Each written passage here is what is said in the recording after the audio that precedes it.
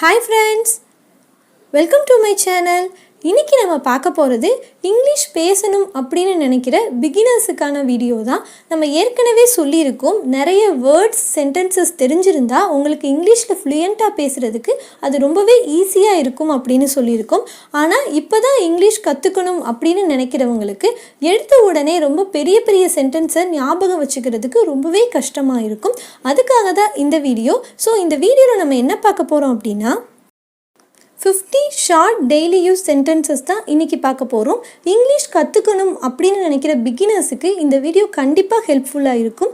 ஏன்னா இதில் நம்ம நிறைய குட்டி குட்டி சென்டென்சஸ் தான் பார்க்க போகிறோம். ஸோ அது உங்களுக்கு ஞாபகம் வச்சுக்கிறதுக்கு ரொம்பவே ஈஸியாக இருக்கும்.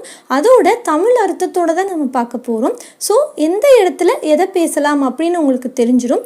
இனிமேல் நீங்கள் பேசும்போது அந்த இடத்துல இந்த சென்டென்ஸை பயன்படுத்தி பேசி பாருங்கள். அது உங்களுக்கு ஒரு நல்ல ப்ராக்டிஸாக இருக்கும். நீங்கள் ப்ராக்டிஸ் பண்ண தான் இங்கிலீஷ் ஃப்ளூயன்சி நல்லா வரும். ஸோ வீடியோவை ஸ்கிப் பண்ணாமல் ஃபுல்லாக பாருங்கள்.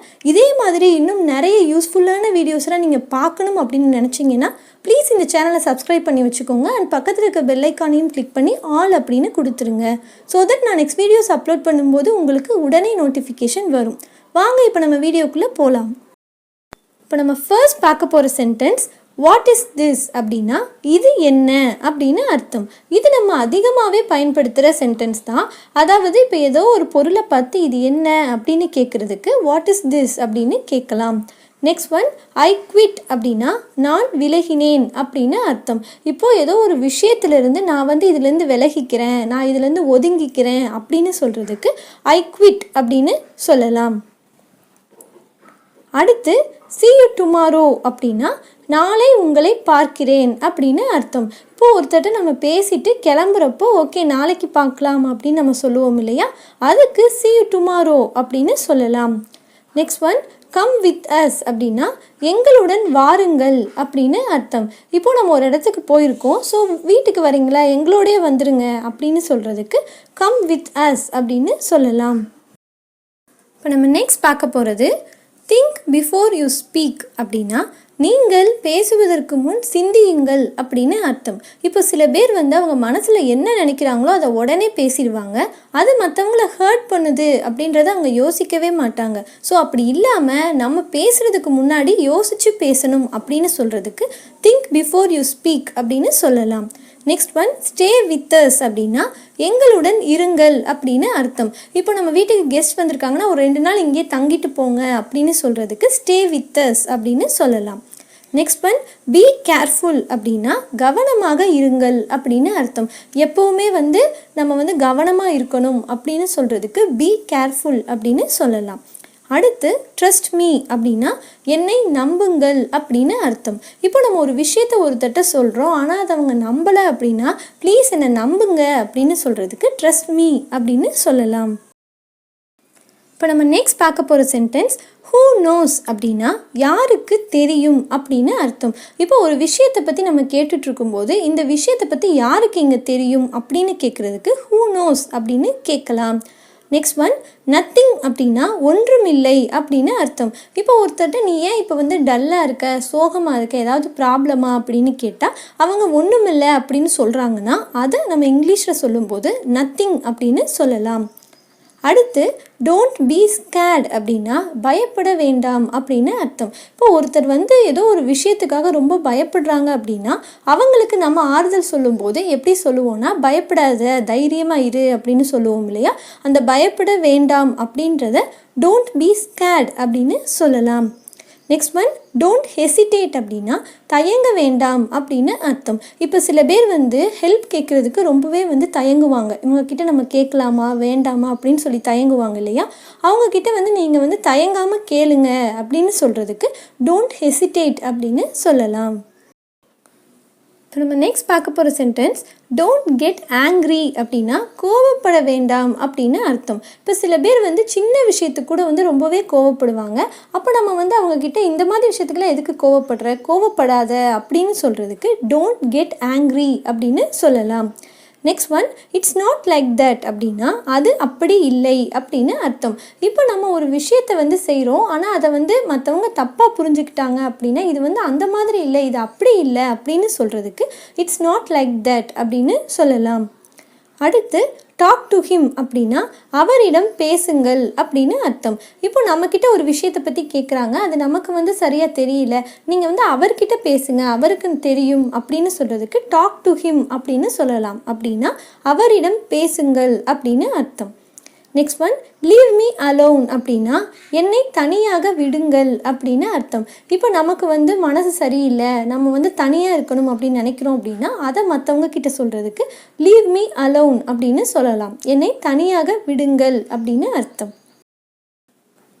இப்போ நம்ம நெக்ஸ்ட் பார்க்க போகிற sentence, can I eat this அப்படின்னா இதை நான் சாப்பிடலாமா அப்படின்னு அர்த்தம்.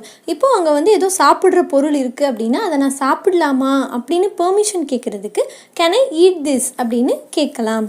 நெக்ஸ்ட் ஒன், ஐம் லாஸ்ட் அப்படின்னா நான் இழந்து விட்டேன் அப்படின்னு அர்த்தம். இப்போது ஏதோ ஒரு பொருளை நம்ம வந்து மிஸ் பண்ணிட்டோம், தொலைச்சிட்டோம் அப்படின்னா நான் இதை தொலைச்சிட்டேன் அப்படின்னு சொல்லுவோம் இல்லையா, அதுக்கு ஐம் லாஸ்ட் அப்படின்னு சொல்லலாம். நெக்ஸ்ட் ஒன், ஐ அண்டர்ஸ்டாண்ட் அப்படின்னா எனக்கு புரிகிறது அப்படின்னு அர்த்தம். இப்போது ஏதோ ஒரு விஷயத்தை நமக்கு சொல்கிறாங்கன்னா இது எனக்கு புரியுது அப்படின்னு சொல்கிறதுக்கு ஐ அண்டர்ஸ்டாண்ட் அப்படின்னு சொல்லலாம். அதே மாதிரி சம்டைம்ஸ் வந்து நம்ம சொல்லுவோம் உங்கள் நிலைமை வந்து எனக்கு வந்து புரியுது அப்படின்னு சொல்கிறதுக்கு ஐ அண்டர்ஸ்டாண்ட் அப்படின்னு சொல்லலாம். Next one, not at all அப்படின்னா இல்லை அப்படின்னு அர்த்தம். இது மாதிரி இருக்குமா அப்படின்னு கேட்டால் இல்லை அப்படின்னு சொல்கிறதுக்கு நாட் அட் ஆல் அப்படின்னு சொல்லலாம். இப்போ நம்ம நெக்ஸ்ட் பார்க்க போகிற சென்டென்ஸ், ஆர் யூ மேட் அப்படின்னா உங்களுக்கு பைத்தியமா அப்படின்னு அர்த்தம். இது நம்ம வந்து சில சமயம் வந்து ரொம்பவே யாரையாவது கோவமாக சொல்கிறப்போ அவங்க வந்து செய்கிறதெல்லாம் நமக்கு வந்து வித்தியாசமாக தெரிஞ்சுது அப்படின்னா நம்ம ஆர் யூ மேட் அப்படின்னு சொல்லுவோம் இல்லையா, அதுதான். Next one, she is beautiful அப்படின்னா அவள் அழகாக இருக்கிறாள் அப்படின்னு அர்த்தம். இப்போ ஒருத்தரை வந்து அவங்க ரொம்ப அழகாக இருக்காங்க அப்படின்னு சொல்கிறதுக்கு ஷீ இஸ் பியூட்டிஃபுல் அப்படின்னு சொல்லலாம். Next one, open the door அப்படின்னா இது நம்ம எல்லாருக்குமே தெரியும், கதவை திறக்கவும் அப்படின்னு அர்த்தம். இப்போ யாராவது நம்ம காலிங் பெல் அடிக்கிறாங்க அப்படின்னா நம்ம வந்து ஓப்பன் த டோர் அப்படின்னா கதவை திறங்க அப்படின்னு அர்த்தம். க்ளோஸ் த டோர் அப்படின்னா கதவை மூடு அப்படின்னு அர்த்தம். இப்போ நம்ம நெக்ஸ்ட் பார்க்க போகிற சென்டென்ஸ், ஐம் அட் ஹோம் அப்படின்னா நான் வீட்டில் இருக்கிறேன் அப்படின்னு அர்த்தம். இப்போ உங்களுக்கு உங்கள் ஃப்ரெண்டு கால் பண்ணி நீ எங்கே இருக்க அப்படின்னு கேட்குறாங்க, அப்போ நீங்கள் வீட்டில் இருக்கீங்க அப்படின்னா அதை அவர்கிட்ட சொல்கிறதுக்கு ஐம் அட் ஹோம் அப்படின்னு சொல்லலாம். Next one, see you again அப்படின்னா மீண்டும் சந்திப்போம் அப்படின்னு அர்த்தம். இதுவும் இப்போ ஒரு தடவை நம்ம பேசிட்டு கிளம்புறப்போ பயன்படுத்தக்கூடியது. இப்போ நாளைக்கு பார்க்கலாம் அப்படின்னு சொன்னால் see you tomorrow அப்படின்னு சொல்லணும். அப்புறமா பார்க்கலாம் அப்படின்னு சொன்னால் see you later அப்படின்னு சொல்லணும். திரும்பவும் பார்க்கலாம் அப்படின்னு சொன்னால் see you again அப்படின்னு சொல்லலாம். நெக்ஸ்ட் ஒன், கம் சூன் அப்படின்னா விரைவில் அப்படின்னு அர்த்தம். ஏதோ ஒரு விஷயத்தை வந்து இது எப்போ நடக்கும் அப்படின்னா சீக்கிரமாகவே அப்படின்னு சொல்கிறதுக்கு கம் சூன் அப்படின்னு சொல்லலாம். அடுத்து பி பஞ்சுவல் அப்படின்னா சரியான நேரத்தில். இப்போ சில பேர் சொல்லுவாங்க இல்லையா, நீ வந்து நல்லா கரெக்டான டயத்தில் எல்லாமே செய்யணும் அப்படின்னு சொல்கிறதுக்கு பி பஞ்சுவல் அப்படின்னு சொல்லலாம். இப்போ நம்ம நெக்ஸ்ட் பார்க்க போகிறது வாட் அ பாதர் அப்படின்னா என்ன ஒரு தொந்தரவு அப்படின்னு அர்த்தம். சில சமயங்களில் வந்து நமக்கு வந்து அங்கே ரொம்பவே டிஸ்டர்பன்ஸ் இருந்தது அப்படின்னா நம்ம சொல்லுவோம் இல்லையா, என்ன இப்படி தொந்தரவாக இருக்குது அப்படின்னு சொல்கிறதுக்கு நீங்கள் இந்த சென்டென்ஸை பயன்படுத்தலாம். நெக்ஸ்ட் ஒன், ப்ளீஸ் வெயிட் அப்படின்னா தயவு செய்து காத்திருங்கள் அப்படின்னு அர்த்தம். இப்போ நம்ம ஒரு இடத்துக்கு போகிறோம், அங்கே வந்து ரொம்பவே வந்து கூட்டமாக இருக்குது அப்படின்னா நீங்கள் கொஞ்சம் வெயிட் பண்ணுங்க அப்படின்னு நம்மக்கிட்ட சொல்லணும் அப்படின்னா அதுக்கு ப்ளீஸ் வெயிட் அப்படின்னு சொல்லலாம். நெக்ஸ்ட் ஒன், ஹூஸ் தேர் அப்படின்னா யார் அங்கே அப்படின்னு அர்த்தம். இப்போ நம்ம வீட்டுக்குள்ளே இருக்கோம், ஸோ நமக்கு ஏதோ சவுண்டு கேட்குது, யார் அங்கே அப்படின்னு கேட்குறதுக்கு ஹூஸ் தேர் அப்படின்னு கேட்கலாம். நெக்ஸ்ட் ஒன், இட்ஸ் மீ அப்படின்னா இது நான். இப்போ நம்ம அப்படி கேட்குறோம் ஹூஸ் தேர் அப்படின்னு நம்ம கொஸ்டின் கேட்குறோம், அங்கே அவங்க இருந்து நான் தான் வந்திருக்கேன் அப்படின்னு சொல்லிட்டு இட்ஸ் மீ அப்படின்னு சொல்லலாம். அப்படின்னா இது நான் தான் அப்படின்னு அர்த்தம். இப்போ நம்ம நெக்ஸ்ட் பார்க்க போகிற சென்டென்ஸ், நத்திங் ஸ்பெஷல் அப்படின்னா எதுவும் சிறப்பு இல்லை அப்படின்னு அர்த்தம். இப்போ நம்ம ஒரு நாள் வந்து புது ட்ரெஸ் போட்டு போகிறோம் அப்படின்னா நம்ம ஃப்ரெண்ட்ஸ் எல்லாம் கேட்பாங்க, இன்றைக்கி என்ன புது ட்ரெஸ் போட்டிருக்க, என்ன ஸ்பெஷல் அப்படின்னு கேட்பாங்க இல்லையா. அன்றைக்கி வந்து நம்ம சும்மா தான் போட்டிருக்கோம் அப்படின்னா இன்றைக்கி ஒன்றும் இல்லை அப்படின்னு சொல்கிறதுக்கு நத்திங் ஸ்பெஷல் அப்படின்னு சொல்லலாம்.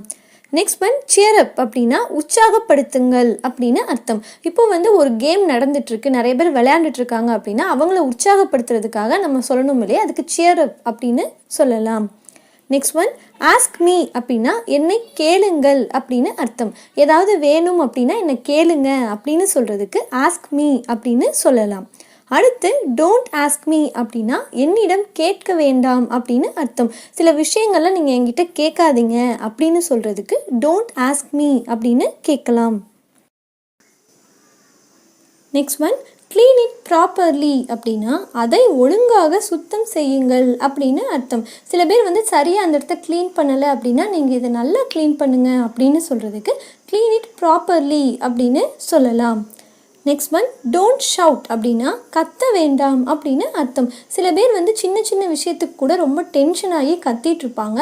ஸோ அவங்கக்கிட்ட நீங்கள் வந்து கத்தாதீங்க, மெதுவாக சொல்லுங்கள் அப்படின்னு சொல்லுவோம் இல்லையா, அதுக்கு கத்தாதீங்க அப்படின்னு சொல்கிறதுக்கு டோன்ட் ஷவுட் அப்படின்னு சொல்லலாம். Next one I can't describe how amazing it is அப்படின்னா இது எவ்வளவு நன்றாக இருக்கிறது என்பதை என்னால் விவரிக்க முடியாது. இப்போது நம்ம ஒரு இடத்துக்கு டூர் போகிறோம், அங்கே வந்து ஏதோ ஒரு இயற்கை காட்சியை பார்க்குறோம், அது நமக்கு ரொம்பவே பிடிச்சிருக்கு அப்படின்னா அதை நம்மளால் வார்த்தையாகவே சொல்ல முடியலை அப்படின்னு சொல்கிறதுக்கு I can't describe how amazing it is அப்படின்னு சொல்லலாம்.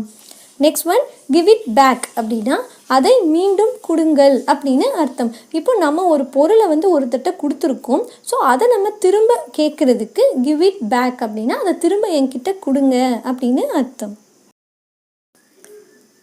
நெக்ஸ்ட் பார்க்க போகிற சென்டென்ஸ் ஹீட் அப் த டீ, தேநீர் சூடாக்கவும் அப்படின்னு அர்த்தம். இதை நம்ம அதிகமாகவே பயன்படுத்துவோம். ஏன்னா வந்து டீ வந்து ஆறிடுச்சு அப்படின்னா திரும்ப அதை எனக்கு சூடு பண்ணுங்க அப்படின்னு சொல்லுவோம் இல்லையா, அதுக்கு ஹீட் அப் த டீ அப்படின்னு சொல்லலாம். Next one don't bite your nails அப்படின்னா உங்கள் நகங்களை கடிக்க வேண்டாம் அப்படின்னு அர்த்தம். இப்போ சின்ன பிள்ளைங்களாம் என்ன பண்ணுவாங்க, அவங்க நகத்தை வந்து அவங்க வாயில் வந்து வச்சு கடிச்சிட்டே இருப்பாங்க. ஸோ அவங்கக்கிட்ட வந்து நீங்கள் நகத்தை கடிக்காதீங்க அப்படின்னு சொல்கிறதுக்கு நீங்கள் இந்த சென்டென்ஸை பயன்படுத்தலாம். Next one it's no use to ask him அப்படின்னா அவரிடம் கேட்பதில் பயனில்லை அப்படின்னு அர்த்தம். இப்போ சில பேர்கிட்ட வந்து நம்ம ஹெல்ப் கேட்டு போவோம், ஆனால் அது வந்து அவங்க பண்ண மாட்டாங்க.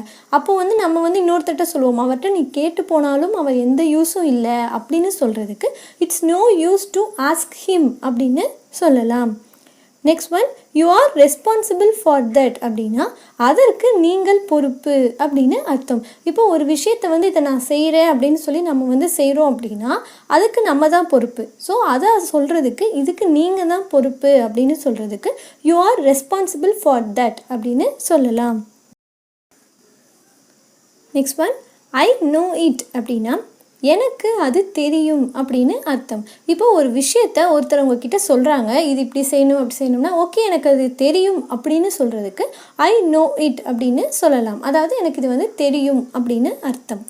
Next one I don't get along with her அப்படின்னா நான் அவளுடன் பழகுவதில்லை அப்படின்னு அர்த்தம். இப்போ யாராவது வந்து உனக்கு இந்த பொண்ணு தெரியும், இது வந்து இவங்க எப்படிப்பட்டவங்க அப்படின்னு கேட்குறாங்க அப்படின்னா நான் அவங்களோட அவ்வளவா வந்து பழகுனதில்லை அப்படின்னு சொல்கிறதுக்கு நீங்கள் இந்த சென்டென்ஸை பயன்படுத்தலாம். Next one show me again அப்படின்னா எனக்கு மீண்டும் காட்டு அப்படின்னு அர்த்தம். இப்போ ஏதோ ஒரு பொருள் வந்து ஒருத்தர் வாங்கிட்டு வந்திருக்காங்க உங்கள் ஃப்ரெண்டு, ஸோ உங்ககிட்ட காட்டுறாங்க, நீங்கள் அதை சரியாக பார்க்கல அப்படின்னா திரும்ப எனக்கு அதை காட்டு அப்படின்னு சொல்கிறதுக்கு ஷோ மீ அகைன் அப்படின்னு கேட்கலாம்.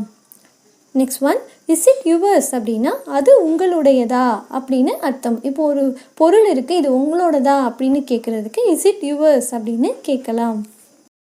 இப்போ நம்ம நெக்ஸ்ட் பார்க்க போகிற சென்டென்ஸ் இஸ் எவ்ரிதிங் ஓகே அப்படின்னா அனைத்தும் நலமா அப்படின்னு அர்த்தம். இப்போ நம்ம ஃப்ரெண்டு வந்து ரொம்ப டல்லாக ஒரு மாதிரி இருக்காங்க அப்படின்னா ஒன்றும் ப்ராப்ளம் இல்லைல்ல, எல்லாமே ஓகேவா அப்படின்னு கேட்குறதுக்கு இஸ் எவ்ரிதிங் ஓகே அப்படின்னு கேட்கலாம்.